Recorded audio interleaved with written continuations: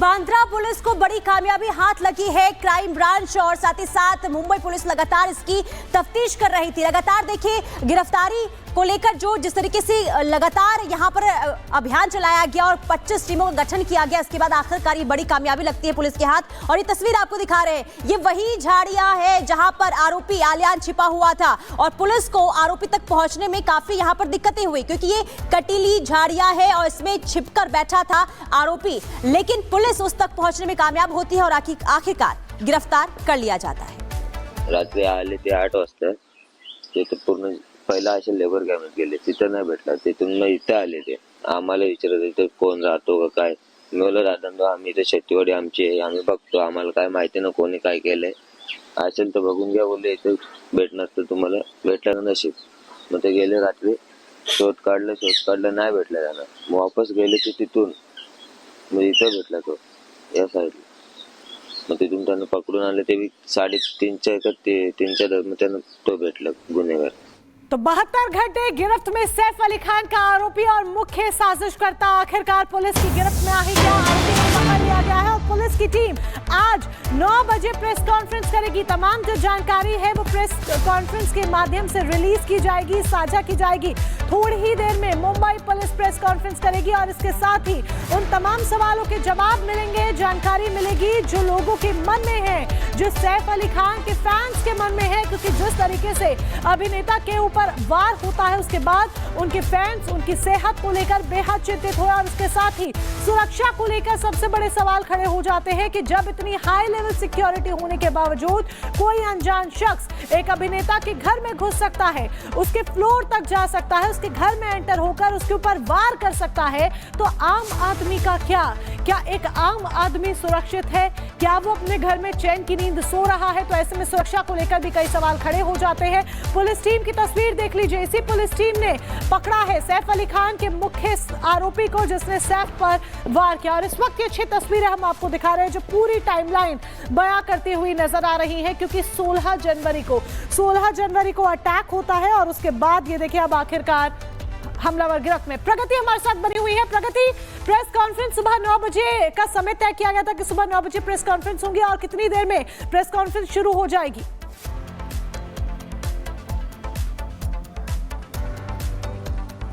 बिल्कुल मोनिका, किसी भी वक्त प्रेस कॉन्फ्रेंस शुरू हो सकती है, क्योंकि सुबह 9 बजे का वक्त बताया जा रहा था और 9 बजे से 12 बजे का ये जो समय है, ये जो टाइमलाइन है, ये बहुत महत्वपूर्ण है, क्योंकि किसी भी वक्त खार पुलिस स्टेशन के बाहर हमारी मौजूदगी है, किसी भी वक्त पुलिस की टीम यहाँ से बाहर निकल सकती है आरोपी को लेकर, और जिसके बाद प्रेस कॉन्फ्रेंस भी होगी। और दूसरी ओर दूसरे हाथ पर जो पुलिस है वो आरोपी को लेकर हॉलीडे कोर्ट जाएगी, जहां पर आरोपी को पेश किया जाएगा, क्योंकि देखिए ऐसे केसेस में इमीडिएटली जल्द से जल्द पेश किया जाता है, कस्टडी पुलिस को मिलेगी और आसानी होगी। जांच पड़ताल में सवाल जवाब लगातार किए जा रहे हैं। कई अधिकारी अंदर मौजूद हैं जो इंटेरोगेट कर रहे हैं, आरोपी से पूछताछ कर रहे हैं, सवाल जवाब पूछ रहे हैं। जैसे कि मैंने आपको जानकारी दी थी, आरोपी बार बार अपने स्टेटमेंट बदल रहा है। आरोपी सिर्फ कपड़े ही नहीं बदल रहा था इतने दिनों से, अपनी पहचान भी बदल रहा था, अपने नाम भी बदल रहा था। और बड़ी जानकारी तो यहाँ पर यह भी निकल कर सामने आ रही है कि वो बंगाल का बताया जा रहा है, बंगाली बताया जा रहा है। उसका नाम मोहम्मद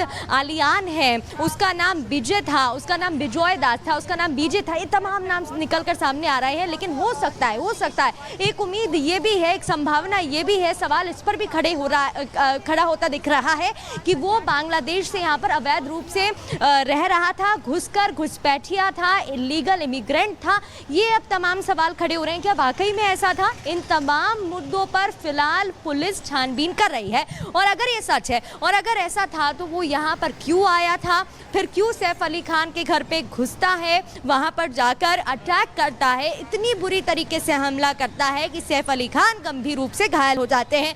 इससे पहले क्या शाहरुख खान के घर की भी रेकी की जा रही थी? क्या खान खतरे में है, क्या खान खतरे में है, या फिर इस पूरे मामले का पहलू कुछ और ही है? क्योंकि देखिए पहला पहलू तो निकलकर वो सामने आ रहा था, लेकिन अभी चोरी का मामला निकलकर सामने आया। फिर उसके बाद क्या वाकई में चोरी का मामला है या फिर कोई और मामला भी इसमें हो सकता है? सैफ अली खान जो कि ऑटो से हॉस्पिटल तक पहुंचते हैं, इस दौरान उनका बेटा, बड़ा बेटा तैमूर भी उनके साथ होता है। बिल्कुल, देखिए प्रगति, कई राज हैं जो अभी भी दफन है। आप नजर बना के रखिए, आपके पास वापस लौटेंगे। लेकिन देखिए 72 घंटे के बाद घंटे के बाद आरोपी की गिरफ्तारी हो जाती है और आरोपी ने अपना गुनाह भी कबूल कर लिया है, लेकिन अभी भी कई ऐसे राज हैं जो दफन हैं, जिसका सामने आना काफी अहम हो जाता है। और सवाल यह भी है कि क्या वाकई में सिर्फ आरोपी के निशाने पर सैफ अली खान थे, या फिर वो चोरी करने के इरादे से पहुंचा था, या फिर क्या वजह थी? तमाम ऐसे सवाल हैं जिसका इंतजार करना होगा जब पुलिस प्रेस ब्रीफिंग करेगी। लेकिन उससे पहले आपको एक रिपोर्ट दिखाते हैं और बताते हैं कि पुलिस ने इस आरोपी को कैसे गिरफ्तार किया।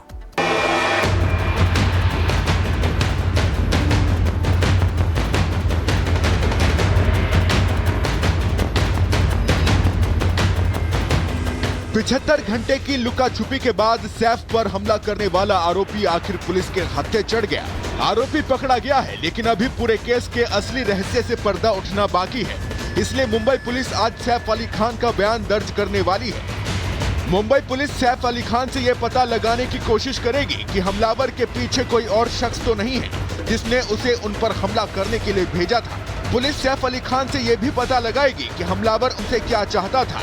तो वहीं 56 मिनट तक जब हमलावर उनके घर पर था, तो इस दौरान घर के अंदर क्या क्या हुआ, इसके बारे में भी पुलिस सैफ अली खान से सवाल जवाब करेगी। साथ ही साथ पुलिस ये भी जानने की कोशिश करेगी कि हमलावर का असली मकसद क्या था।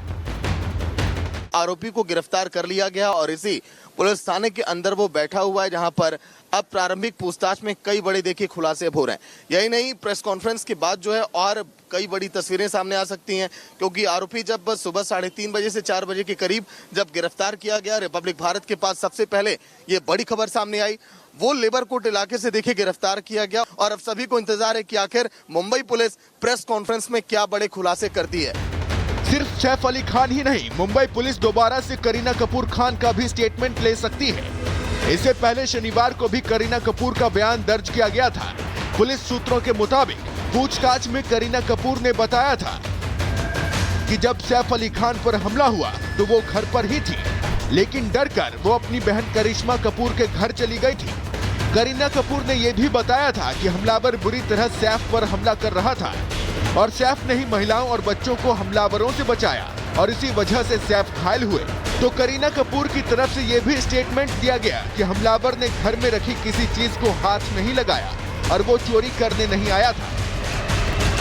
करीना कपूर के स्टेटमेंट से एक बात तो साफ होती है कि हमलावर चोर तो नहीं था, क्योंकि उसने कोई चोरी ही नहीं की। तो सवाल भी खड़े हो रहे हैं कि क्या हमलावर सैफ की जान लेने के इरादे से आया था।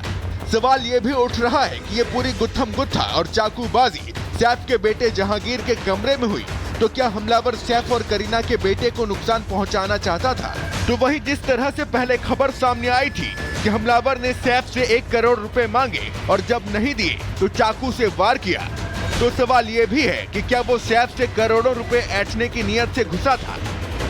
ये वो तमाम सवाल हैं जिनका पता पुलिस अब हमलावर से पूछताछ करके लगा रही है, लेकिन कई और सवाल हैं जो रहस्य बने हुए हैं और अलग अलग इशारे कर रहे हैं।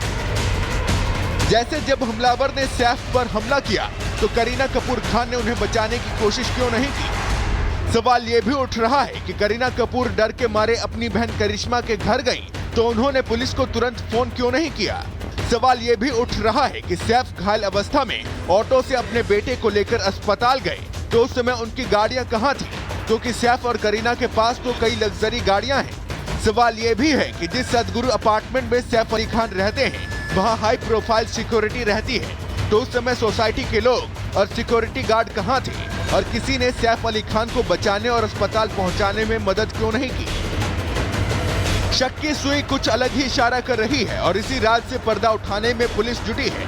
पुलिस ये भी पता लगा रही है कि हमलावर को घर में घुसाने से लेकर उसे बाहर भगाने और सैफ पर हमला करवाने के पीछे कहीं किसी सैफ अली खान के अपने का हाथ तो नहीं। ब्यूरो